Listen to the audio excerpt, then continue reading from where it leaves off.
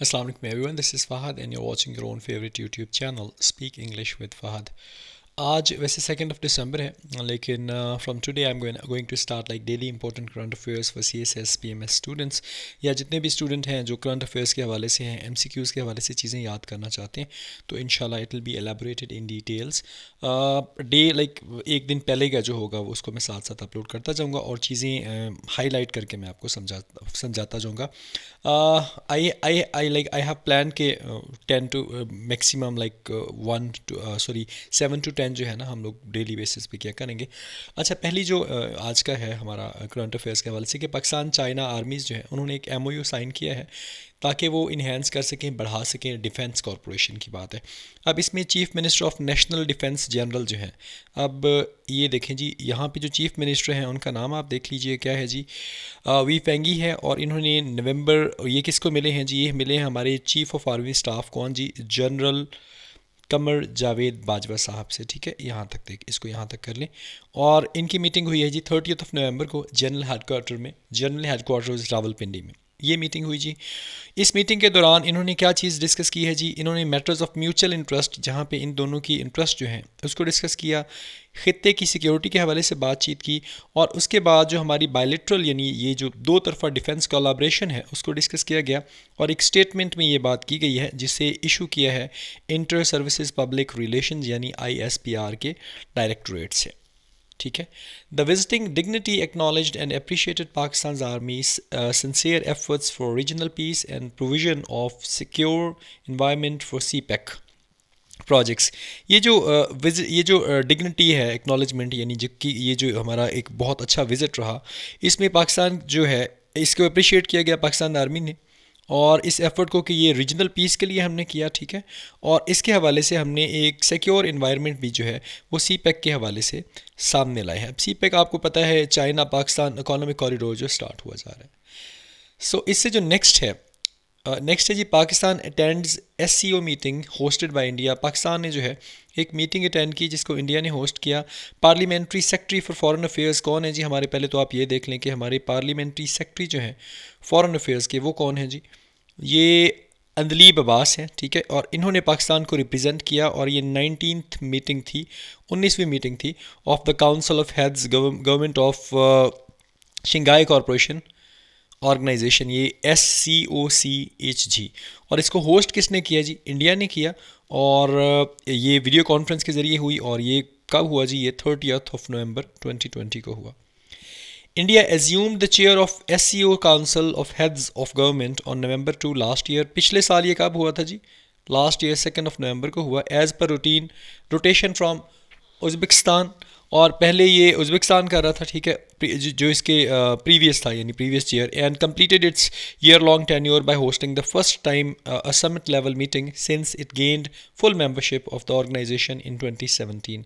2017 में ना उज़्बेकिस्तान जो है उसने स्टार्ट की. उसके बाद अब जो है लास्ट ईयर, अब जो है इस दफ़ा इंडिया ने इस SCO काउंसिल को जो है इसको हेड किया है जी. और पाकिस्तान ने इसको जो हमारा लेक्चर कह रहा हूँ, I am sorry for that, video conference के ज़रिए इसको अटेंड किया.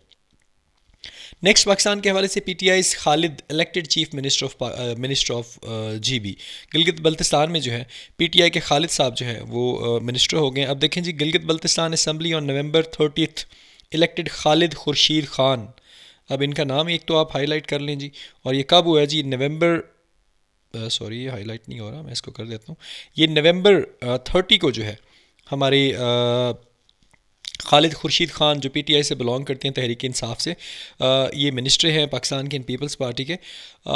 And Pakistan people's party Amjad Hussain as leader of the opposition. Amjad Hussain जो है ये पाकिस्तान पीपल्स पार्टी के लीडर हैं. ठीक है.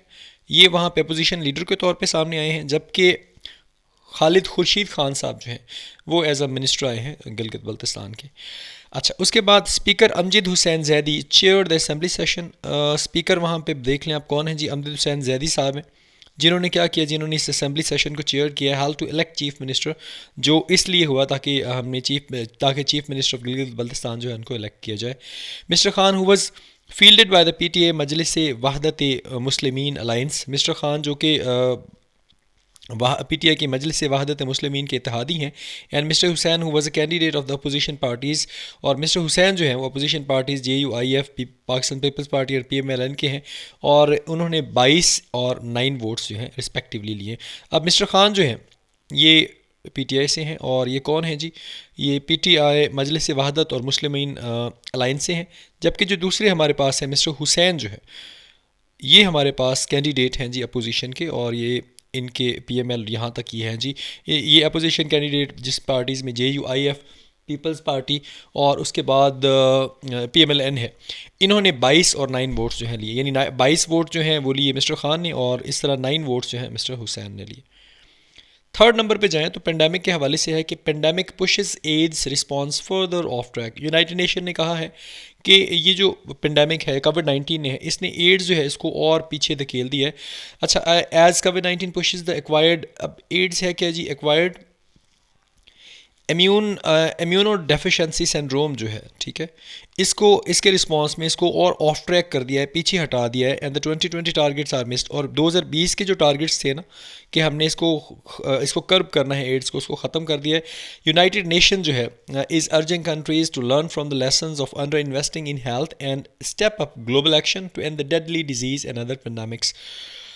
ये जो हमारे पास यूनाइटेड नेशंस है वो कंट्रीज़ को इस बात पे उकसाने की कोशिश कर रहे हैं कि कम से कम वो सबक सीखें कि हम किस तरह हेल्थ के ऊपर इसको काम कर सकते हैं और ग्लोबल एक्शन जो है वो सेटअप कर सकते हैं, ताकि ये ख़तरनाक किस्म की मोहलिक और दूसरी ये जो वबाई अमराज हैं उनसे बचा जा सके।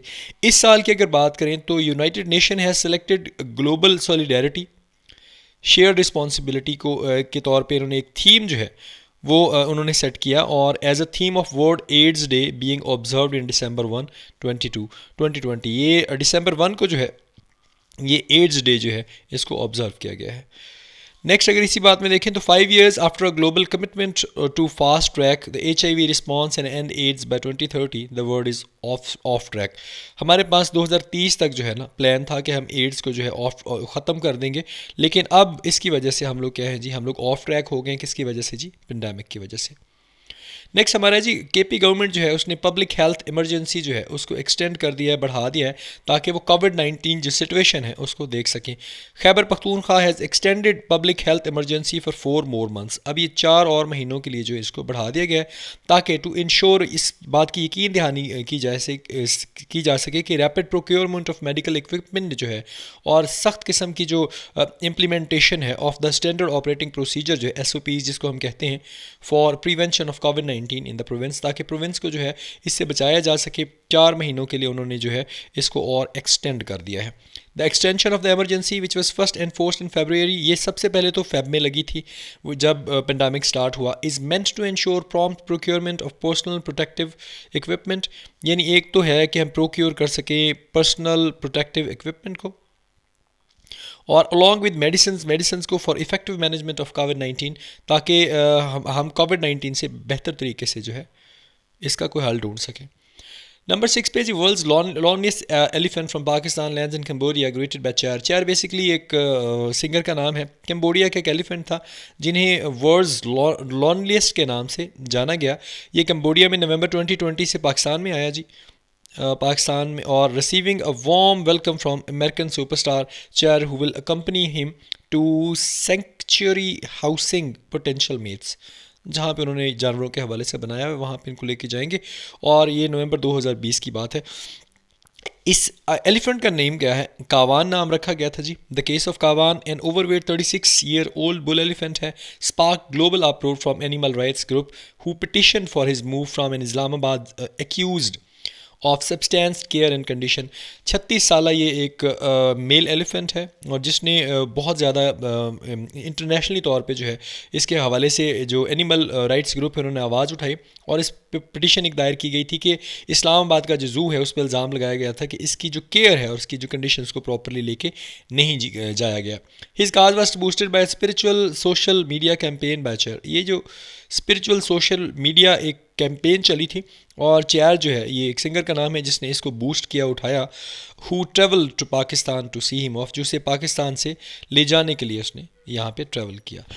अच्छा, उसके नेक्स्ट बात है जी सहीरा मेड एडल सेक्रेटरी इंफॉर्मेशन डिवीज़न, सहीरा जो है उसको बना दिया गया है जी।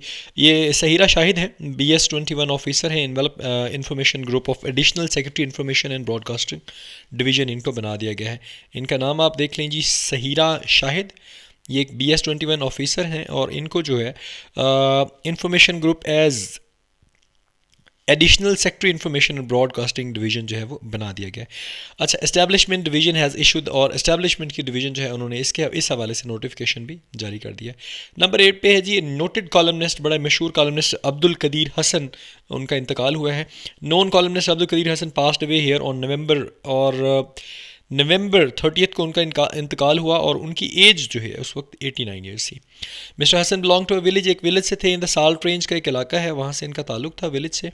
ही move to Lahore to his early years and receive education from the Jamia Ashrafia, से उन्होंने तालीम हासिल की लाहौर में। उसके बाद ही learn from Maulana Maududi and Allama Daud Ghaznavi, से उन्होंने सीखा while in the field of journalism. Hamid Nizami and Syed Sibt Hasan was his mentor.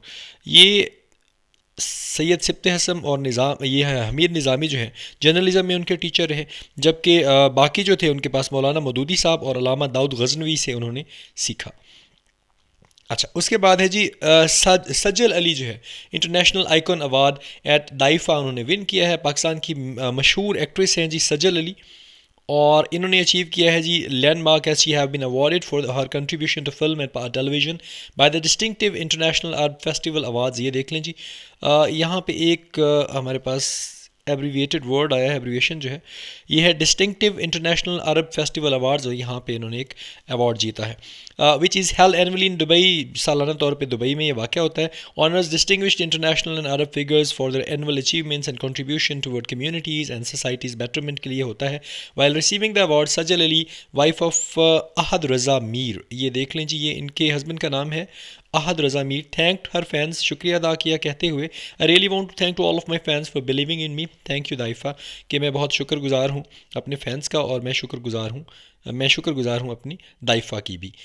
अच्छा, इसके जो सबसे आज का लास्ट वाला है, Japanese research reveal new mechanism of pain control. Japanese की एक रिसर्च ने एक नया तरीकाकार जो है दर्द से कंट्रोल करना जो है उसके हवाले से उसको रिवील किया है। Discovery of a distinct group of astrocytes उन्होंने डिस्कवर किए हैं स्पाइनल कॉर्ड के अंदर, और ये क्या करते हैं जी, overturns thinkings on role of descending neurons in pain transmission में जो है ये उसमें कमी करते हैं। Researches in Japan have revealed previously unknown mechanism for pain control involving a new identified group of cells in a spinal cord. Researchers जो हैं वो पहले ही इस बात को रिवील कर चुके थे कि एक अननोन किस्म का मैकेनिज्म है पेन कंट्रोल का, जिसमें नए आइडेंटिफाइड ग्रुप ऑफ सेल्स जो स्पाइनल कॉर्ड में होते हैं, offering a potential target for enhancing the therapeutic effect of drugs for chronic pain. जो ख़तरनाक किस्म की जो बीमारी है उसके हवाले से जो है थेरापेटिक इफेक्ट देते हैं ड्रग्स को, और उसको ओवरकम किया जा सकता है। So this was all about today's हमारे जो करंट अफेयर्स था। होप सो आपको ये मेथड पसंद आया होगा। I just try my level best कि मैं इसको और जितना ज़्यादा बेहतर बना सकूँ। मुझे काइंडली आप कमेंट्स में ज़रूर बताइएगा आपको ये कैसा लगा। अपना बहुत ज़्यादा ख्याल रखें, मुझे दुआ में याद रखें। अस्सलाम वालेकुम, अल्लाह हाफ़िज़।